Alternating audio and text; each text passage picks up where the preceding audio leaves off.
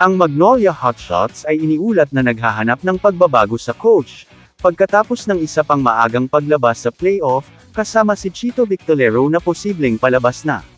Ang napapabalitang kapalit ay sina Richard Del Rosario, Ryan Gregorio, Johnny Abarrientos, Chris Gaviña, Alex Compton, Alden Ayu, Tupex Robinson, Alvin Patrimonio, at Jerry Codinera. Habang wala pang opisyal, mahigpit na sinusubaybayan ng mga tagahanga at tagaloob ang sitwasyon.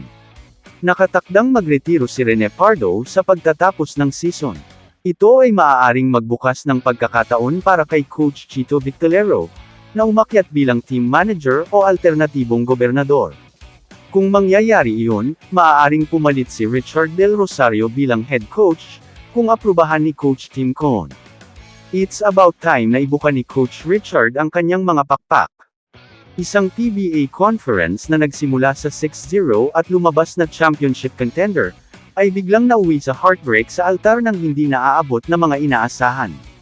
Sa kabila ng twice-to-beat na kalamangan laban sa 7th-seeded TNT, ang number 3 ranked Magnolia Hotshots, ay napatalsik sa quarterfinals, 2 beses na natalo sa close, winnable games. Di nagtagal pagkatapos nilang madismiss sa PBA Philippine Cup, hinarap ni Magnolia coach Chito Victorero ang kanyang koponan sa locker room, kung saan pinasalamatan niya ang mga manlalaro para sa kanilang pagsusumikap, at humingi ng paumanhin para sa malupit na pagtatapos ng kanilang komperensya. Ang Hotshots ay may pinalawig na pahinga bago muling magtipon sa oras, para sa muling paglalaro ng liga sa Oktubre, ngunit ang tanong ay bumabalik, kung babalik ba si Victorero.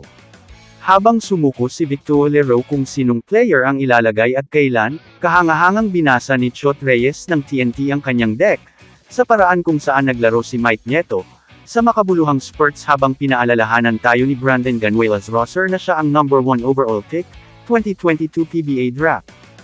Kung magpas siya si RSA na hilahin ang gatilyo, ang potensyal na bagong coach ng Magnolia ay pipiliin sa loob ng ilang araw. Nandyan si Richard Del Rosario, Juno Soler at Jason Webb, ang tatlo ay kwalipikado at nakabaon sa SMC Block. Kamusta mga idol? Sports Zone PH para sa sports news and update. Kung bago ka pa lamang dito sa channel ko, pindutin mo na ang subscribe button at notification bell para lagi kang update sa mga sports news.